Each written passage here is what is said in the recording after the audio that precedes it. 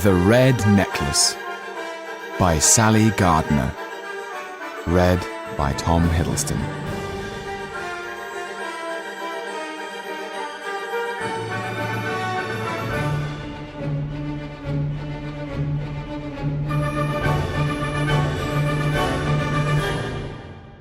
This is Paris. Here the winds of change are blowing, whispering their discontent into the very hearts of her citizens. A Paris waiting for the first slow turn of a wheel that will bring with it a revolution the like of which Europe has never known.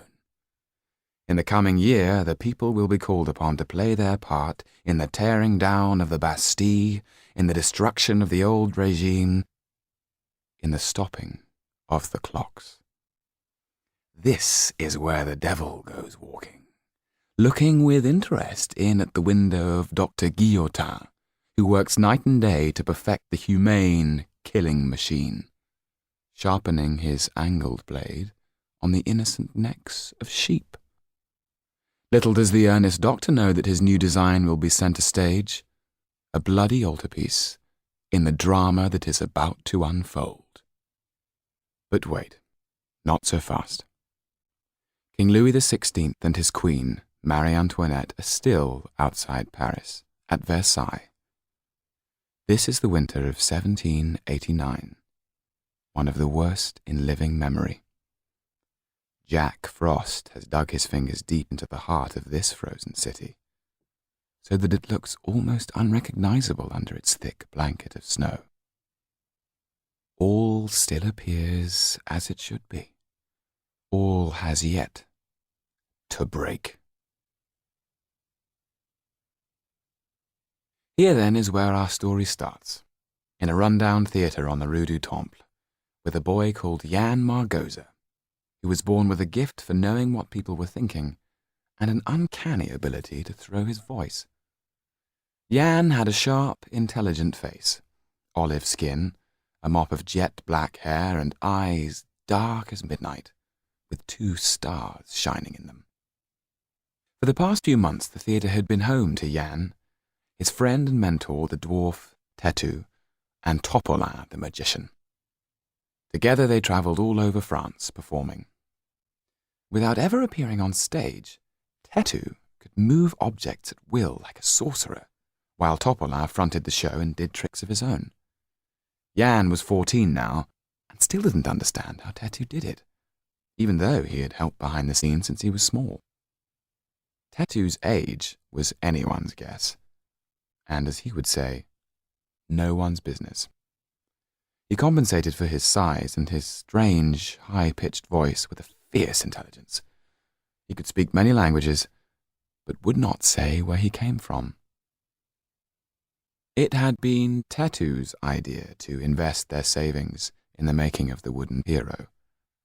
The result had been a sensation.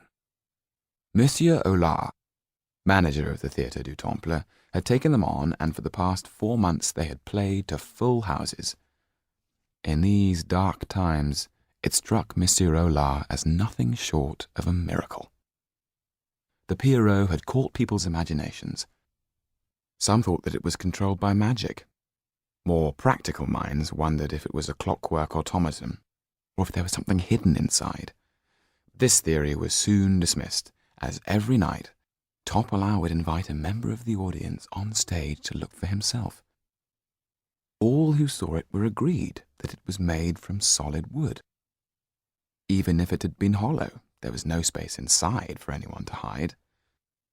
Yet not only could the Pierrot walk and talk, it could also, as Topolin told the astonished audience every night, see into the heart of every man and woman there, and know their darkest secrets.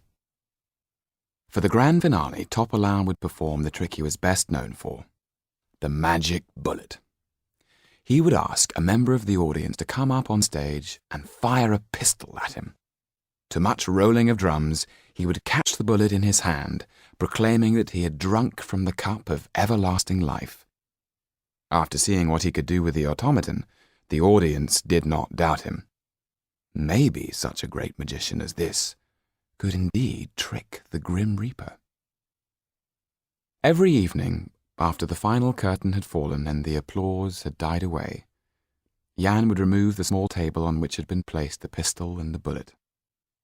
Tonight the stage felt bitterly cold. Jan peered out into the darkened auditorium. He could have sworn he heard someone whispering in the shadows. "Hello?" he called. "You all right?" asked Didier the caretaker, walking onto the stage. He was a giant of a man with a vacant, moon-like face. "I thought I heard someone in the stalls," said Jan. Didier stood by the proscenium arch and glared menacingly into the gloom. "There's no one there. More than likely it's a rat. Don't worry, I'll get the blighter." He disappeared into the wings, humming as he went. Jan felt strangely uneasy. The sooner he was gone from here, the better, he thought to himself. "There!" The whispering was louder this time. "Who's there?" shouted Jan. Then he heard a woman's soft voice, whispering to him in Romany, the language he and Tatu spoke privately together. He nearly jumped out of his skin, for it felt as if she was standing right next to him. She was saying, "The devil's own is on your trail."